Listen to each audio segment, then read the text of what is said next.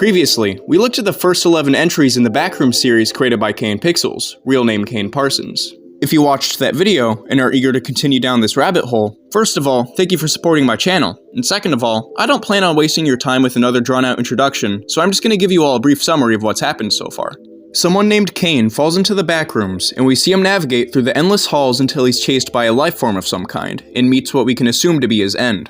Because of an Easter egg in the first video's description, we know that about 5 years rapidly went by while he was trapped there, meaning there's some kind of time distortion going on. We then learn of a corporation known as Async that have opened a portal to the Backrooms and are actively researching it under the leadership of a man named Ivan Beck. In their research, they encounter multiple anomalies, such as human legs clipping through a wall, an employee named Peter Tench vanishing, and even the corpse of a civilian who fell into the Backrooms and couldn't find his way out. We actually learn that numerous people have been falling into the Backrooms through connection points known as null zones, and that the number of disappearances is expected to get worse. The corpse Async found is then brought in for an autopsy, and it's revealed that the decomposition was stunted on parts of the body, and there are traces of a strange bacteria left behind. A little more than a week after the disappearance of Peter Tench, a group of Async researchers go on another expedition into the complex, leading to the one named Marvin E. Lay getting stuck in a new area. In this area, he encounters a lifeform similar to the one from the first video, but he manages to get away safely. While he's in the section of the complex with the monster, Marvin notes that it looks like someone was living there. This prompted me to mention a popular theory that suggests the hostile lifeforms grow out of the corpses of those who get lost and die in the Backrooms, which is possibly alluded to in the autopsy report video. One part of this theory I forgot to mention last time is that the bacteria is likely able to grow in these bodies due to an airborne contaminant. Throughout the series, we can hear people coughing when they're in the complex.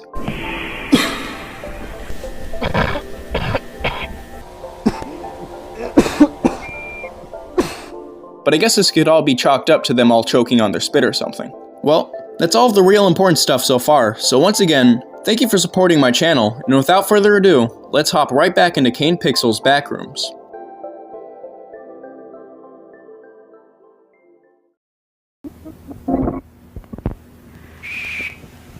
Sorry, can you repeat that? Pardon? That's not a person. What is it? That is not a fucking person! What? Marvin, talk to me. What do you see? What's going on? Talk to us. What's happening?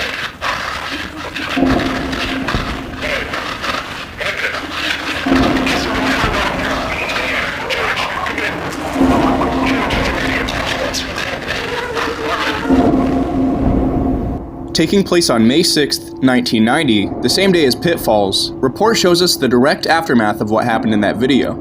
For the first time in the series, we're treated to HD visuals, and we see the Pitfalls group reporting back to a superior named Anthony Dawkins.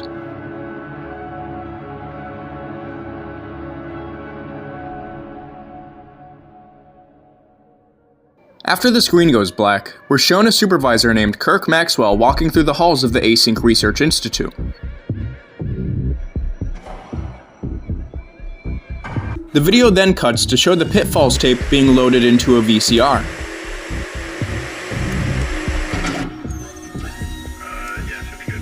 Supervisor Maxwell continues whatever his current objective is, and we see two Async employees watching the tape. The one with the longer hair is named Clyde and is actually played by Kane Parsons' father, but the identity of the other guy is unknown.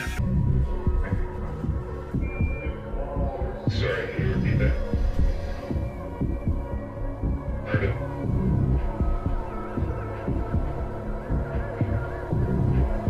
That's not a person. What is it? That is not a fucking person!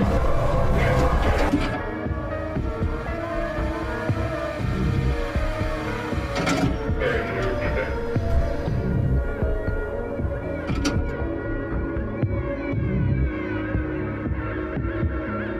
Now seeing what Marvin captured on camera, the two workers are visibly disturbed. Maxwell keeps walking until he reaches a phone, where he likely informs Async higher-ups about what's happened.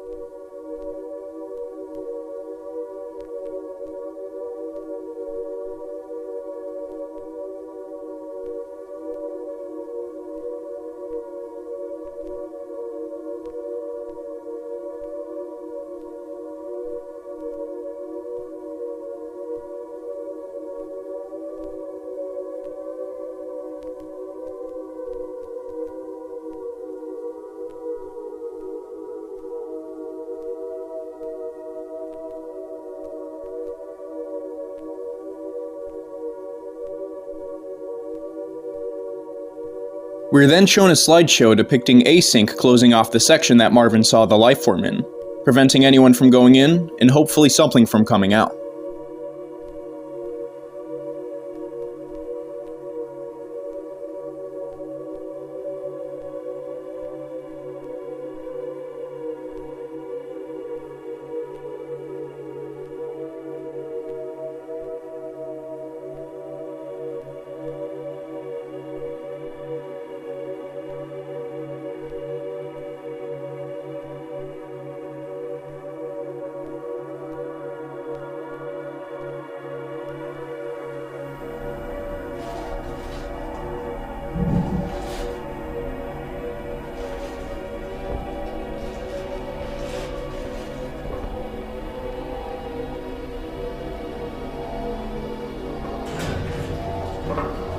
The description of Backroom's report features a link to an unlisted upload, which we're going to look at next.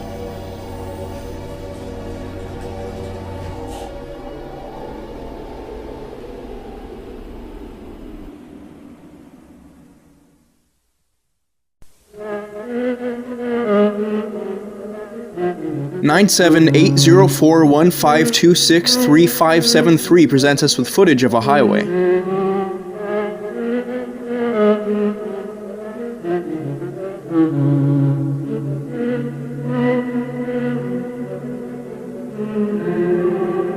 The idea of an entire car falling into the backrooms is disconcerting to think about. We have no idea how many people could have been in there, and it could have just been one person driving by themselves, or even a family on their way to their relatives or a vacation. What makes this upload more interesting is its title. At first, it appears to be a random mix of numbers, but it's actually the ISBN code for the book The Yellow Wallpaper, which features somebody losing their mind after being trapped in a room with, well, yellow wallpaper.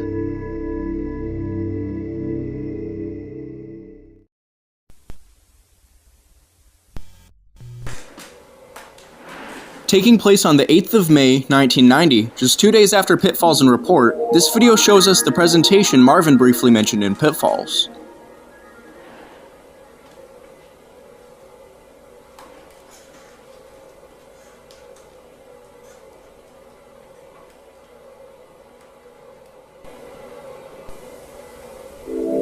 The world around us is ever-changing. Throughout this past century, we have seen the advent of countless innovations that have completely reshaped life as we know it. But with all of this growth comes a number of undesirable byproducts. Byproducts that, if left unchecked, have the potential to irreversibly scar our modern world. As human expansion is projected to increase exponentially in the coming decades, we must account for these never-before-faced challenges in ways equally never-before considered. Here at Async, we believe we have found the solution. The Low-Proximity Magnetic Distortion System. What is the Low-Proximity Magnetic Distortion System? Using 32 will be distributed across all points, allowing for cargo and personnel to seamlessly pass through their designated threshold. While our current threshold is limited in scale, future models will be able to span entire rooms, allowing for the transfer of larger vessels and equipment. The video then suddenly cuts to surveillance footage of two Async employees guiding a man in a suit. It quickly cuts back to the presentation, where we see the comparison of stats for typical storage and using the complex for storage.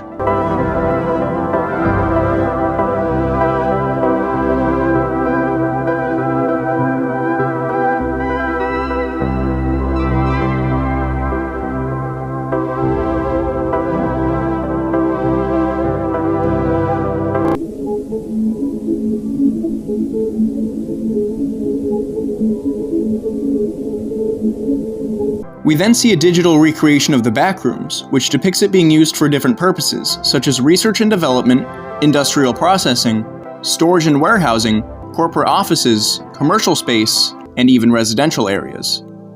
I shouldn't even have to explain why this is probably an awful idea. The video cuts once again, this time to a handheld tape. In this shot, we see something interesting. Recognize that hallway?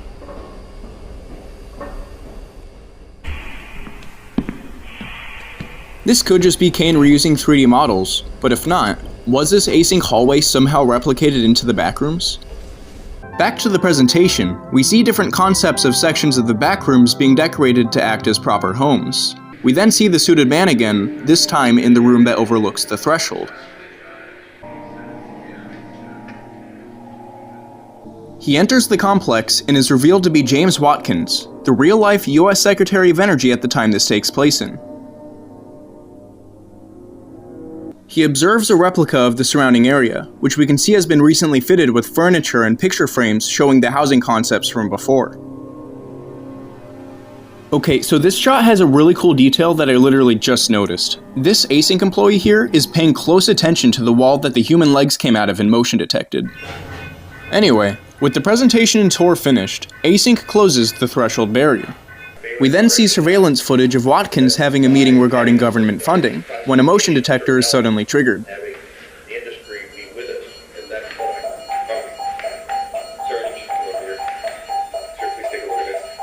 If you could all just excuse me for a moment. My apologies.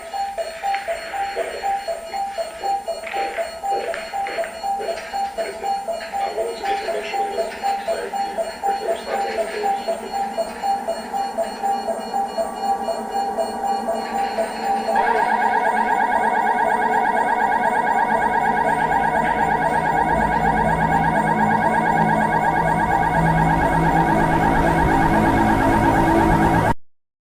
We now know what happened to Peter Tench in informational video.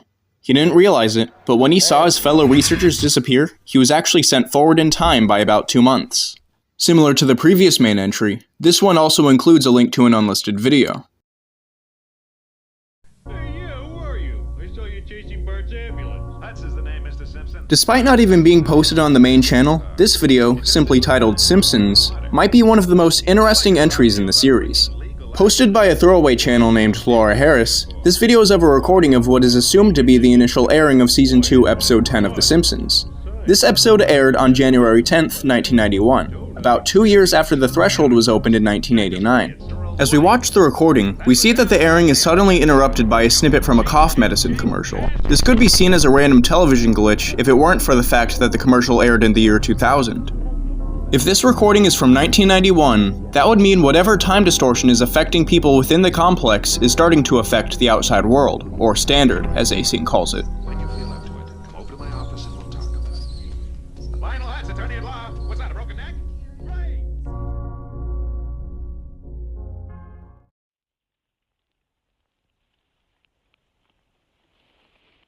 Taking place on August 19th, 1995, about 5 years after presentation, Backrooms Found Footage 2 introduces us to a new protagonist. It's not entirely confirmed what her name is, but in the video's description, her voice actress credit is simply listed as Madison, so when discussing this video, people just refer to the character as Madison. Anyway, Madison discovers something odd in her home, which prompts her to grab a camera to document the anomaly. Okay, so you may be wondering what I'm doing. Recording a square of tape in my garage. I swear I'm not gone crazy. There's a very good reason for this. Okay, I don't think it's worth trying to explain what's gonna happen here. You just have to see it to believe it. So I've got some wood chips here, just a bunch of wood, and just watch this and prepare yourself because it's really freaky. Watch the square. Look at that! Gone! They're gone! She seems to have discovered a null zone. Alright, I'm gonna do a couple tests now. I've got this tape measure here, and I'm just gonna let that down and see how far it goes.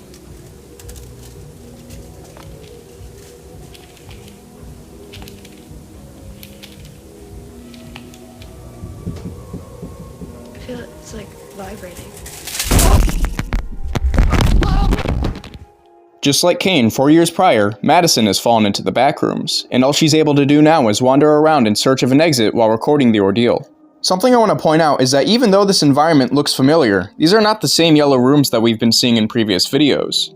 These walls don't have the same wallpaper, and the lights are circular instead of the classic blocky fluorescent lights. What the hell?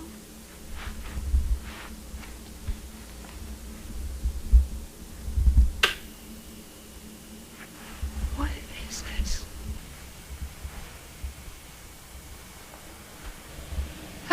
I need help! Hello?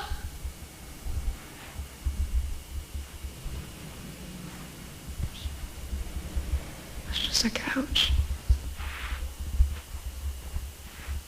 Hello? Oh. Okay. That's, a hole in the floor.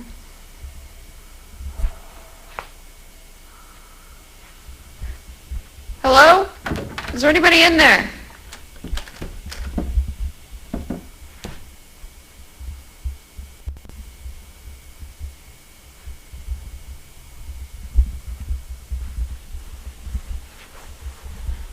Can't see.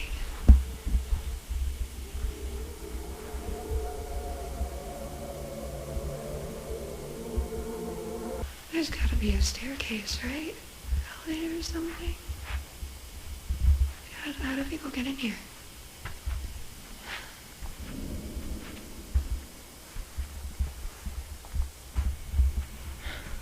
What?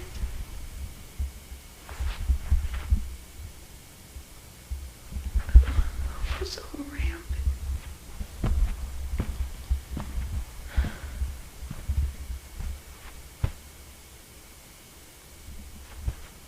Hello? Is there anybody here? Oh.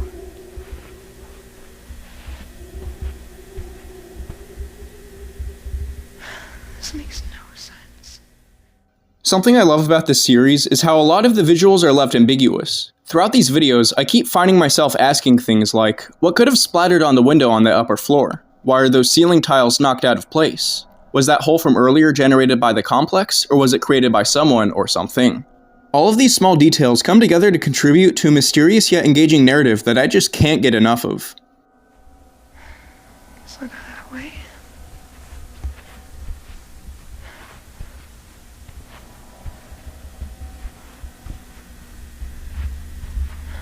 None of this makes sense. Hello? What is that?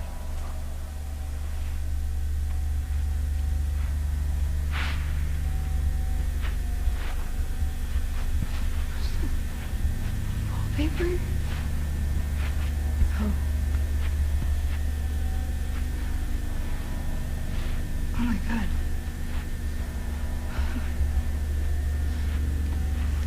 Okay. This better still be recording.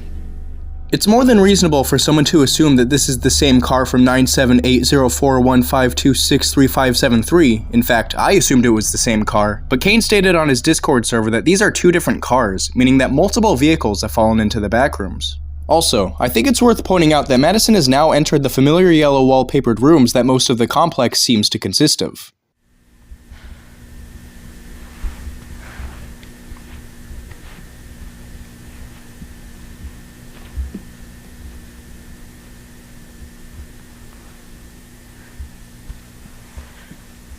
This looks more normal. Hello?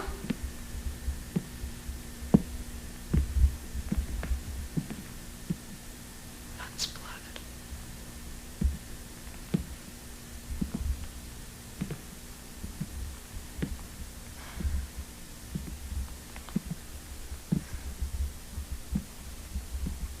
Hello?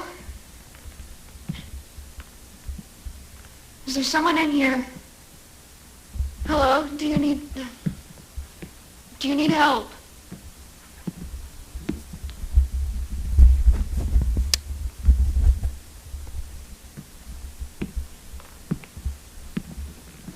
Please don't be a dead body. Please don't be a dead body. Hello?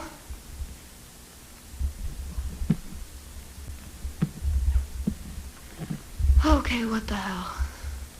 What is this? Is it like plant? What?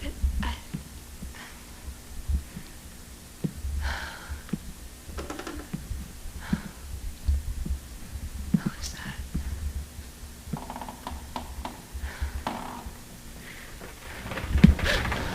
Whoa! What the fuck? What?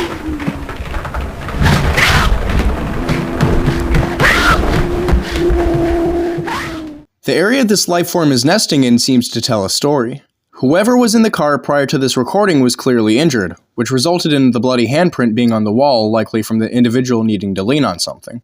The blood trail we then see in the house-like area seemingly leads into the room Madison found the monster in, which supports the theory that these monsters are growing out of corpses. Anyway.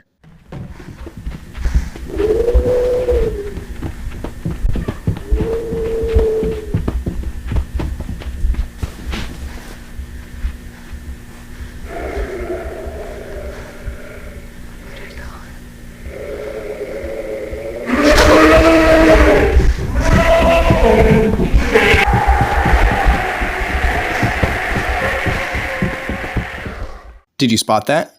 As our protagonist is running from the monster, a green light emanates from the doorway in front of her, similar to the green light mark Bloom saw behind the door in Pitfalls.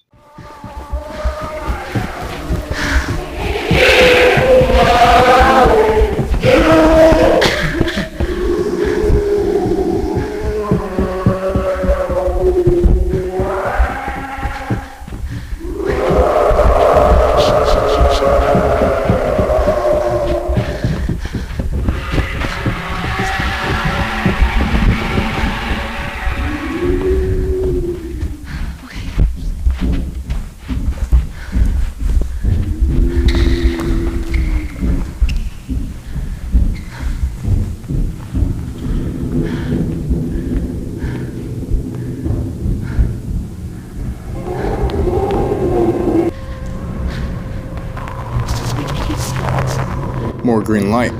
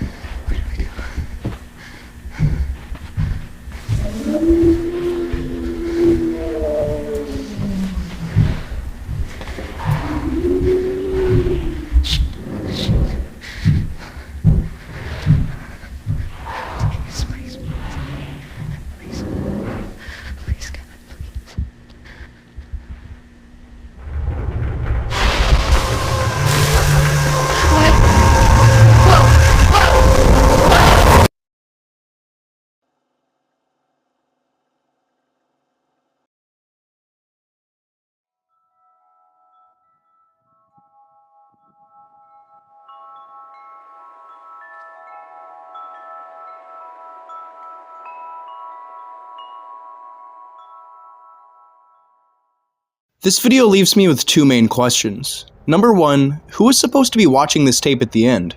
How was the camera found, and is the person who's watching this footage in any way affiliated with Async? Question number two, what the fuck is the deal with the green light? We've seen it in Pitfalls and multiple times in this entry, but what it actually means is still technically up for debate. If you were paying close attention to the end of Found Footage 2, you might have noticed a detail that supports a popular theory about the green light that I personally believe in. Right before Madison is caught in the middle of the energy surge, you can see this passageway becoming wider as the wall on the right shifts away. This can mean that the complex is frequently expanding, and when it does, it lets out some kind of intense bioluminescence. Unfortunately, we don't know what the effects of this green light are, so Madison's fate isn't looking too good. Not to mention the life form was right in the other room. I think she's probably dead. That's about everything I have to say about the video itself, but the description does include yet another hidden upload, so let's check that out.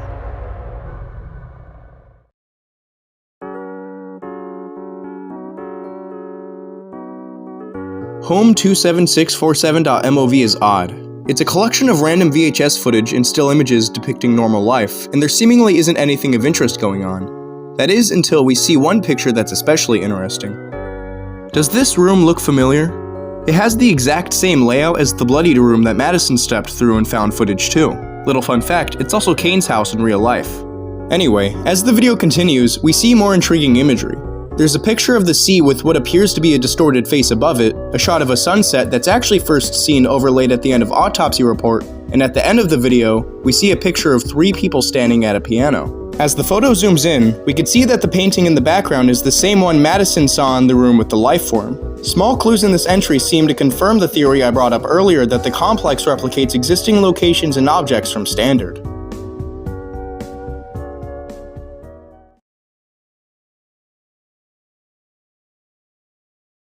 Throughout my analysis of the series, I've tried my best to add input or even editing cuts as to not entirely rip off Kane's videos, but in my opinion, the short entry titled, I Remember, is best left uninterrupted and in its entirety.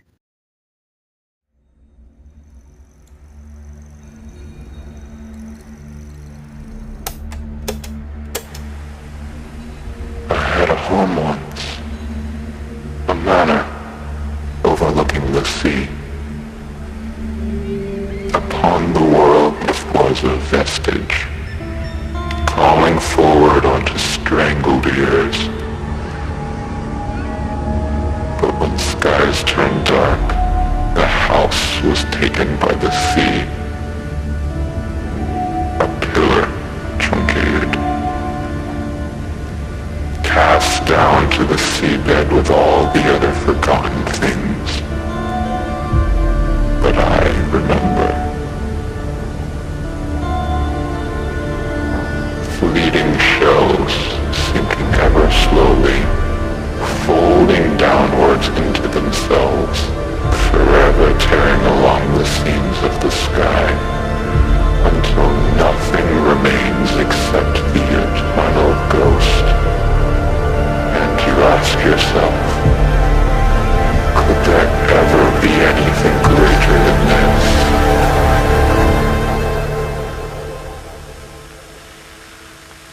You have always been here.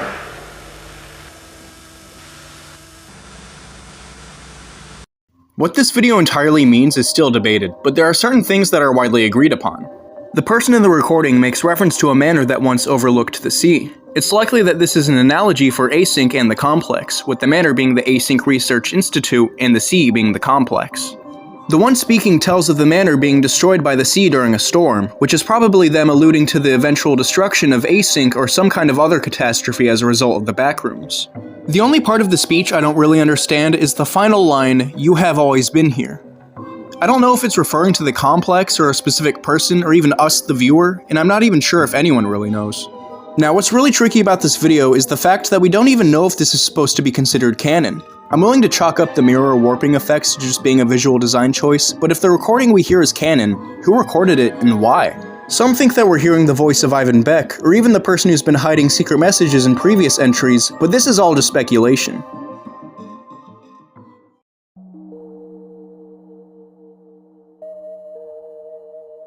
Reunion starts by showing us Clyde looking at the city view in front of him and jotting something down on a clipboard.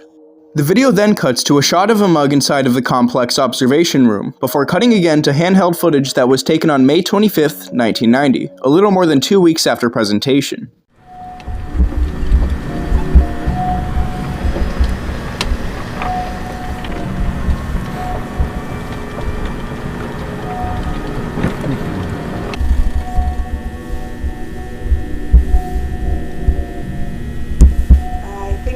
Enough room to unpack over there. Okay, sounds good. We at the very least, I think 7 trips that way, I think. Right. Great. You sure forklifts aren't you yet? Area. Watch your hand. A small group of workers starts disassembling the barricade that was put up in report shortly after the Pitfalls incident. Once that's done, we see the live feed from a small camera rover navigating its way to the room containing the pits, which has now been dubbed Room 14D. The footage then cuts to the perspective of Marvin E. Lay, the researcher who survived the encounter with the lifeform in Pitfalls. The group he's with retrace the steps of the rover, now knowing the area is safe, and eventually reach it in Room 14D. Hey team, this is Mark. You copy? Copy 3256. We've just reached 14D. There are no visible signs of Marvin's friend. That is absolutely not the name we're going with. The video cuts to a time-lapse of the room being made more safe by Async via railings and simple wood flooring. We're then suddenly shown a screen that says, while Team A assembles a walkway across Room 14D, Mark Bloom, Randall Tachi, and Marvin Lay conduct an initial layout analysis of Room 14C. Is this the same one they had you practice with? Pretty similar, but they were just renting that one. Same one as far as I'm concerned, though. Not like I know the difference. Wouldn't want to be on the other end of that. You wouldn't want to be on the other end of any gun, Marvin. Yeah, that's probably true. Alright, get your lights on. Marv, light. Oh, yeah, sorry. Standard, this is Mark. We're now beginning our progression into room 14C. Alright, so we're going to want to stay mostly down the middle, but maybe go around one or two just to make sure we're not missing anything. Okay, yeah, floor's different. Looks like concrete, what's it called? The stuff they layer over concrete to make it shiny. Epoxy? Yeah, epoxy. Marvin's group goes deeper into 14C, documenting the odd nature of the area and making note of some displaced ceiling tiles. Watch the gun. Sorry. Is this just the natural state, or did something move these? I'm not sure which one I prefer, but right now I'm kind of leaning towards the former. I believe we've only seen displaced tiles 4, I think it was 4 times before. Guys, I found something. Yeah? You gotta look at this. Why, is it right over there? Yeah, it's some sort of... No, you're right, this looks handmade. You can't determine that just by looking at it. No, I'm just assuming right now. Either way, you're right, it does look like some kind of map. Yeah. You know, it almost looks like... I think this is over around here, 14C. Yeah, it's Team A, come in, this is Mark. That's the area we came through, that's 14C, and there's 14D. Team A, this is Mark, do you copy? There's B and A. Standard, do you copy? Repeat, this is Mark, do you copy? Yeah, no, the signal's dead, we've gone too far. We gotta go back. What? You sure? We're not that far. Well, that's all the more reason to get... Well, if we do get back and they say it's just a non-issue and you just come back around, then I don't see what the... Oh my god! He's got my gun! He's got my gun! He's got my gun! Don't move! Never you move! Okay. I don't want to hurt any of you. But I will. If I have to, so please, just answer my questions and I'll be gone. How many people are out here right now? Down the hall, how many people are out here? I don't know. Peter? Oh shit. Marv? Marvin? Yes, it's me. Is it really you? Yeah, it's me. How? It's been months. We thought you... I know. That's what they did. They took my life from me, Marv. Everyone thinks I'm fucking dead. My wife and children think I'm dead. Can you please put down the gun? Barbara, just tell me. Did they hold a funeral? Yes. This is Team A. Do you read us? Yes, A-Team, this is Mark. I read you. Mark, don't. What are you doing? We need immediate armed Mark. support at room 14C. Stop. My team and I are being held at gunpoint by a hostile. I repeat, Stop. please Don't send shoot him. immediate armed support to room Stop. 14C. Don't. Sorry.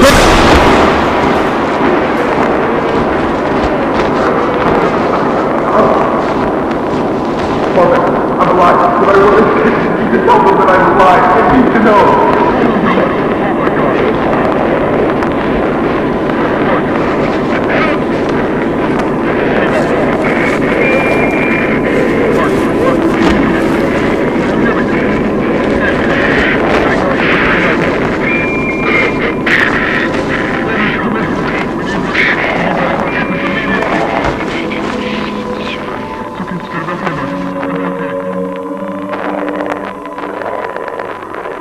This entry's description contains what is currently the last unlisted upload, which we're going to look at next.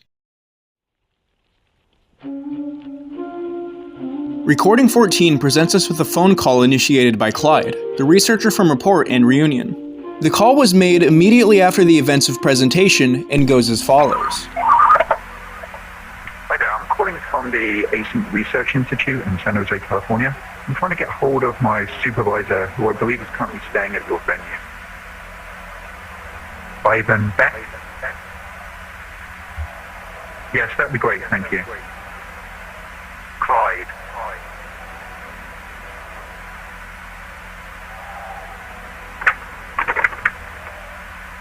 Hey, it's me.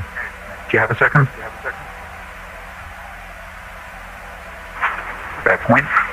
So I've got a bit of a problem going on over here. About 45 minutes ago, I was called back down to KB31 because apparently, while the Department of Energy was reviewing our contract, an employee managed to set off the complex motion sensors.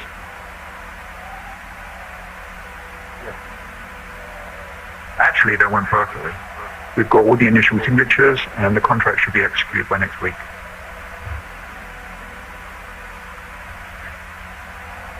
Well, I'm glad to hear it. Back to the problem though. So I get called down to figure out why we have a fully suited employee in the complex after hours on an off day. Well, I have no idea who this is. He's definitely not on the project.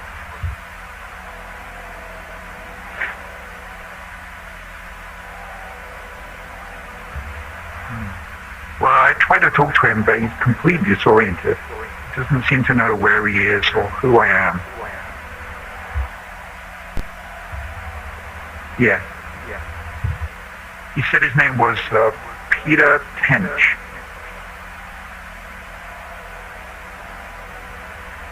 Ivan?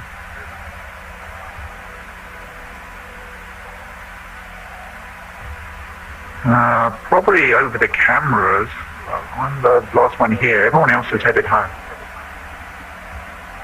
No, it's just me.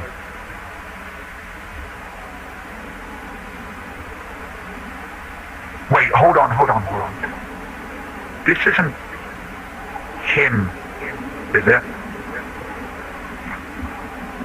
Something that adds an extra layer of intrigue to this upload is the news clipping that's on screen.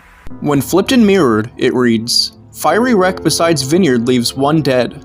It's likely this fire was Async's way of faking Peter Tench's death so the public would have an explanation for his sudden disappearance.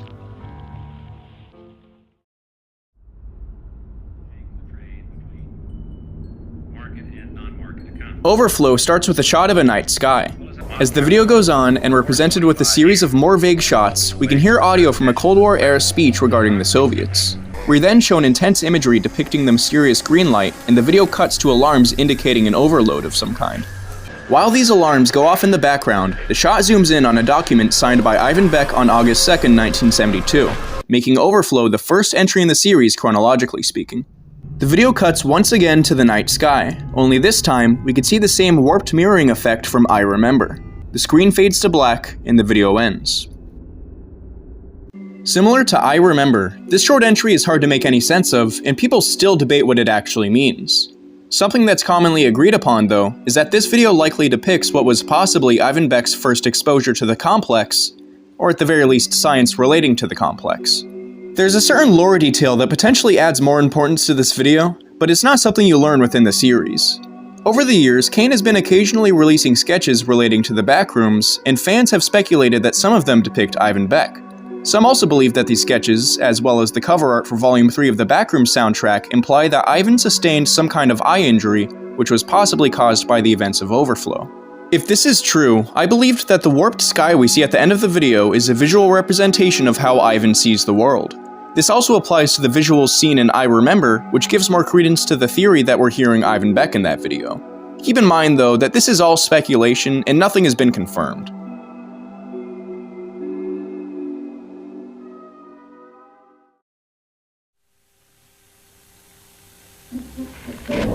Mark, this is Team A. Do you read us? Hey team, this is Mark. I read you. What is it? We need immediate arms support in room 14C. My team and I are being held at gunpoint by a hostile. I repeat, please send immediate arms support to room 14C. For that panel, it should connect.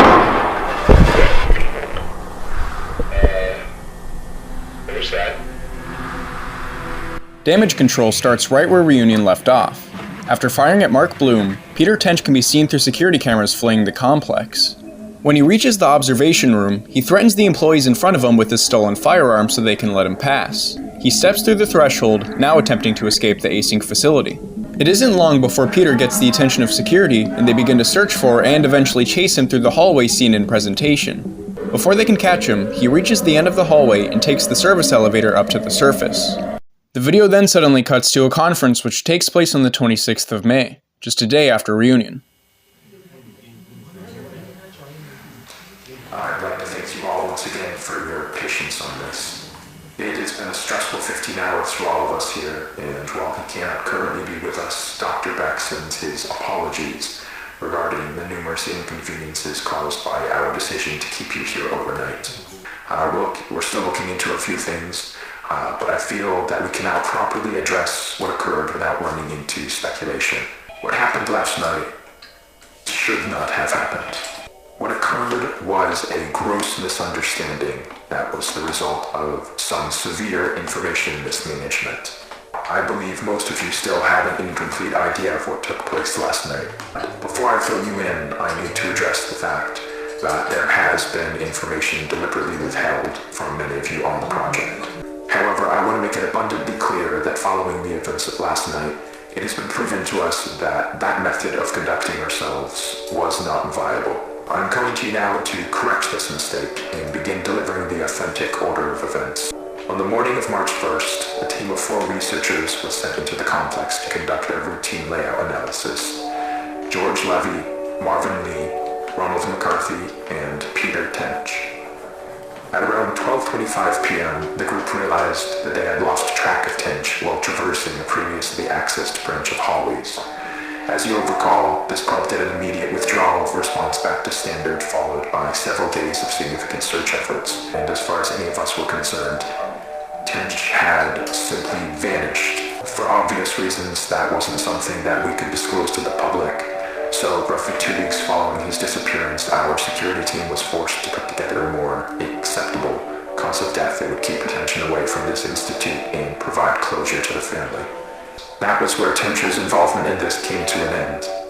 Or, at least, that's what we assumed.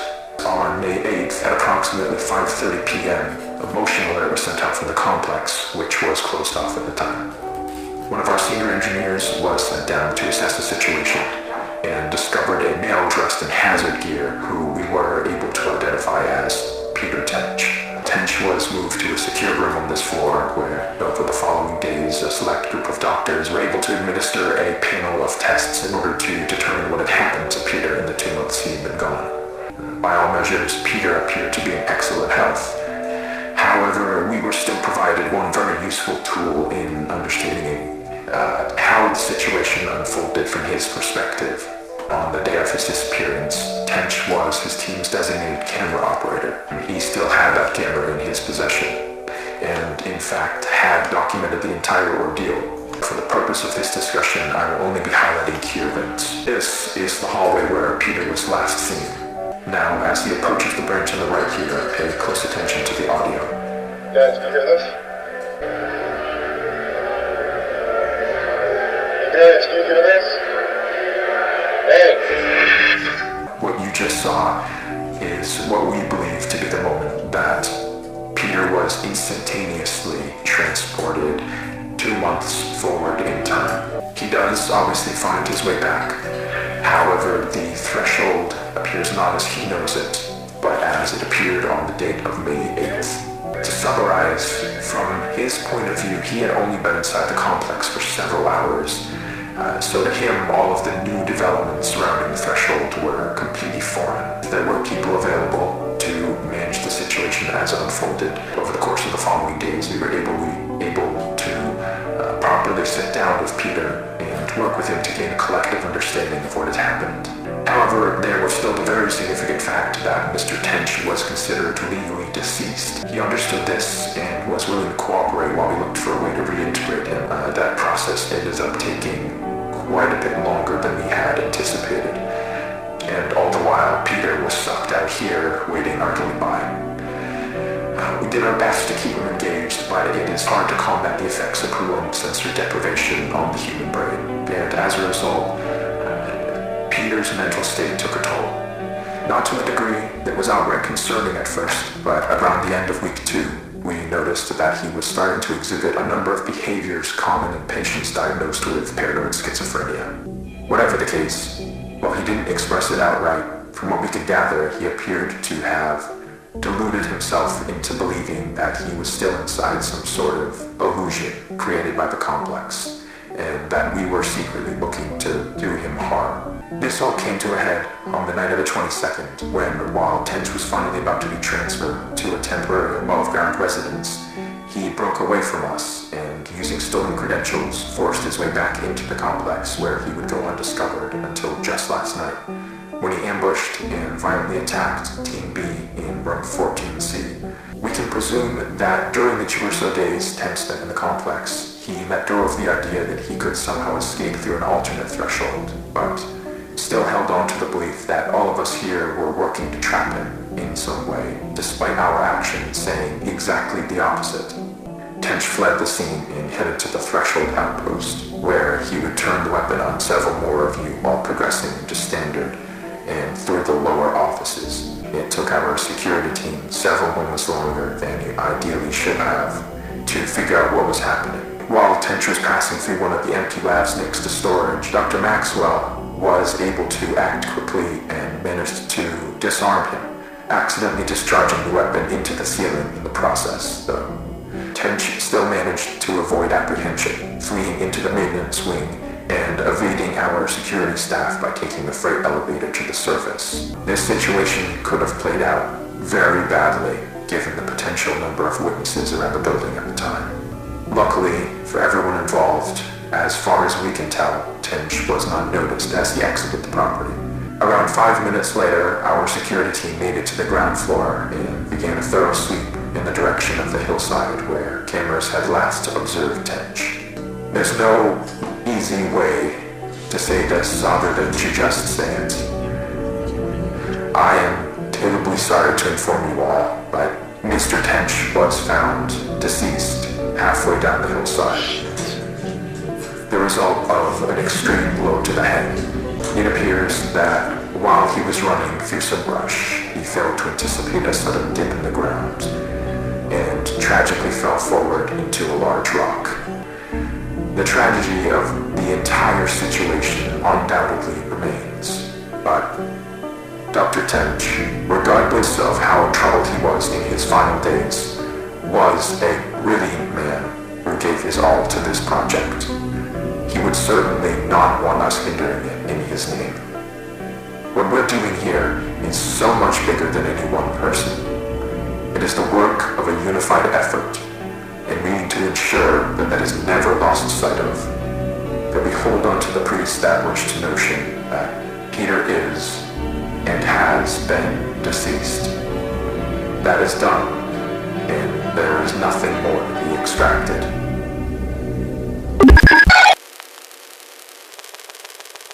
The shot cuts to and lingers on a ringing phone before the video abruptly ends.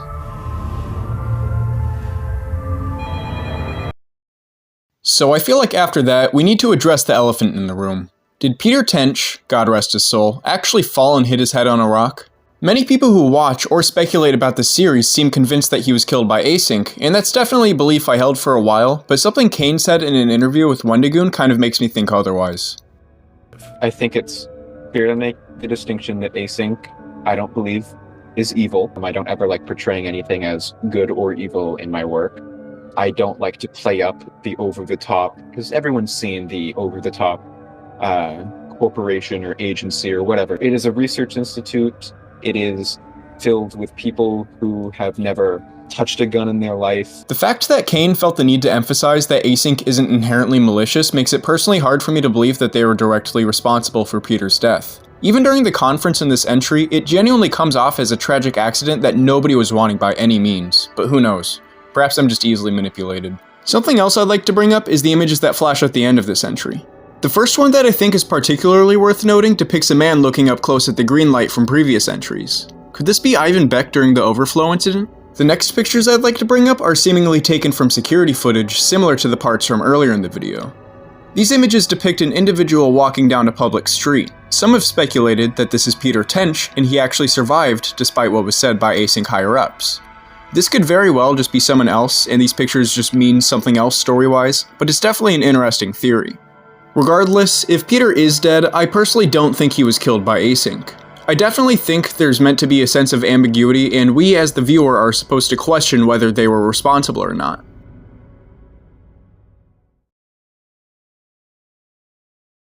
Alright, that's where I'm going to end part 2. So far, I've had a lot of fun discussing this series, and I'll try my best to release part 3 before the Backrooms film releases. Speaking of which, a teaser for it recently dropped, and it has me pretty excited. Anyway, if you enjoyed part 2, I'd recommend subscribing so you can catch the next part when it comes out. Thank you for watching.